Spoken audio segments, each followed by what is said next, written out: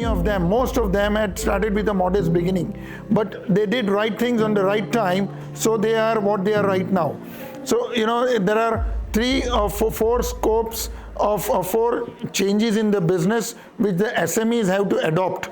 See, 70% of the world economy is with the SME. But yet, we see the SME suffering is lack of evolution. And it is very important for all of us to sustain, it doesn't matter which industry, agriculture or trading or any industry. So it is very important to keep up the local environment, keep up the technology. And I think if you incorporate technology, there's a lot of opportunities, a lot of you can sustain your business and sustain a lot of things, And I always, one more thing that I want to mention on agriculture that we talked about before, that in Africa that I noticed there are a lot of transshipments of food items between the countries.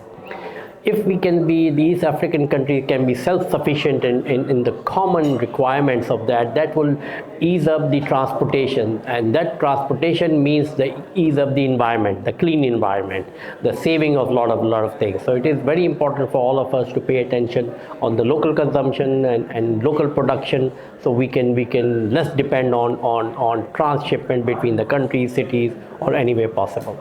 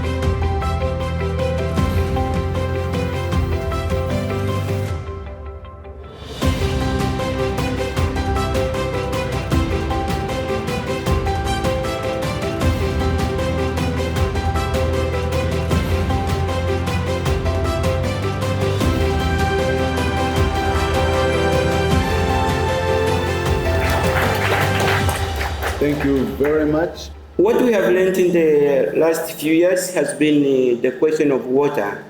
If at all there is a super prolonged drought, and again, when we have so much water, then it ends up being a crisis again.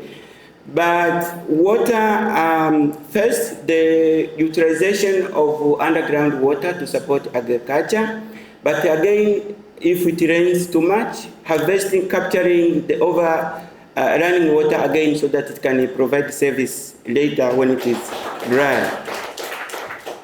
When we talk of climate smart innovations, we talk about women a lot, because we all know that women bear the brunt of climate effects on local resources, and they are constrained by time poverty, which increases with the onset of extreme weather events, because they will need to continue with their lives and services to their families and community regardless of whatever is happening.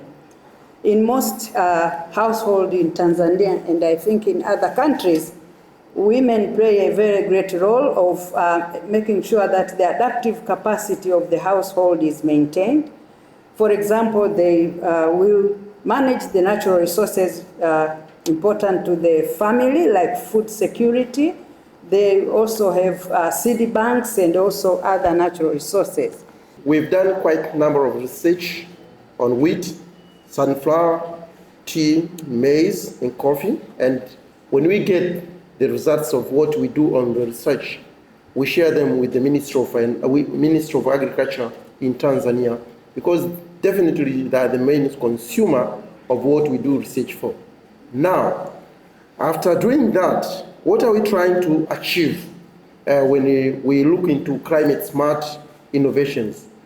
In terms of climate issues, our local community are highly impacted with the climate change. In Tanzania, we have decentralized framework, and the local government are empowered to own resources manage it, and benefit from the resources surrounding them. In terms of forest, 60% of the forest in Tanzania mainland managed by local government authorities. And in terms of wildlife, 70% of wildlife, most of the years, they are just occur in local government authorities. And where in this area we have different human interaction between livestock, farmers, forests, conservators. So there is a lot of conflict. So we needed to put more emphasis. We needed to support local government authorities to conserve resources. Our main objective is to ensure that no one is left behind in our journey towards the transformative and inclusive food system in Tanzania. We strongly believe in you, our trusted development partners, NGOs, civil societies. Once again, your commitment will be a cornerstone of change, and the government of the United Republic of Tanzania keenly anticipates your collaboration in this endeavor. Going forward, the government of the United Republic of Tanzania welcome development partners and all stakeholders to join efforts in mobilizing resources for climate-smart agriculture. And I thank you so much for your attention.